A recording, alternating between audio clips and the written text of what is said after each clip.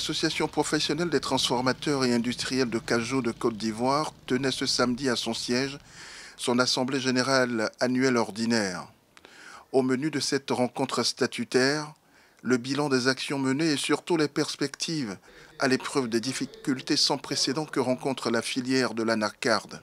Et justement, entre autres décisions, pour faire efficacement face à la crise actuelle et professionnaliser les différents corps de métier du secteur, l'idée de la création d'une académie de cajou a vu le jour. C'est ce que nous explique en quelques mots le président de cette association professionnelle. En gros, en fait, c'est des progrès majeurs, en fait, s'inscrivent dans le sens, en fait, de la formation, de la sensibilisation et de amener les transformateurs industriels du cajou à s'approprier leur métier, hein, et aussi jouer leur partition dans l'environnement favorable qui est créé par l'État de Côte d'Ivoire et permettre à chacun vraiment de tirer le meilleur parti de ces opérations-là. Donc bien sûr, tout cela procède de la bonne formation d'abord des dirigeants. Les dirigeants non formés sont de vrais problèmes pour tout le monde. Parce qu'en fait, c'est ceux-là même qui doivent définir en fait toute l'approche, la vision et apprécier, définir d'abord les missions et apprécier en fait de la pertinence de ce qui est fait par leurs collaborateurs, les organisés et tout ça. Si eux-mêmes sont déjà pas correctement formés, n'en ont pas les bonnes notions, alors tout est perdu. Donc parce que nous commençons d'abord en fait par bien former, ça compléter, renforcer les capacités de tous ces dirigeants-là, dans ce qui jouent leur rôle pleinement.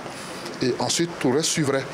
Bien sûr, nous avons dans ce cadre-là défini toute une série d'actions. Donc, nous avons un projet d'académie du cajou, qui bien sûr, derrière ce grand terme, en fait, qu'est-ce qu'il y a? C'est d'abord la formation, sa formation en s'appuyant sur d'autres partenaires déjà travaillant dans ce sens-là, toujours en fait à l'initiative de l'État, avec la collaboration du CITA et des autres institutions existantes déjà, pour en fait identifier réellement les thématiques majeures, qui ne sont pas forcément des sujets traités aujourd'hui comme il faut. Donc il faut savoir, nous allons nous mettre ensemble pour identifier, bien clarifier nos besoins de formation, pour renforcer nos capacités, pour que nous puissions jouer notre partition dans ce défi de la transformation du cajou en Côte d'Ivoire. En termes de perspective, déjà, nous pensons pouvoir en fait déjà améliorer nettement la rentabilité de nos opérations, parce que c'est de ça qu'il s'agit d'abord, c'est des opérations économiques.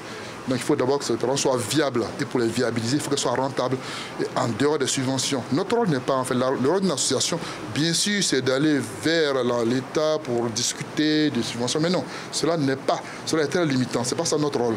Notre rôle, c'est d'aider nos membres, en fait, nos membres, tous les membres de l'association à être de vrais responsables, des vrais dirigeants capables de gérer les entreprises. C'est ça d'abord, c'est de ça qu'il s'agit d'abord, avant d'aller faire des réclamations.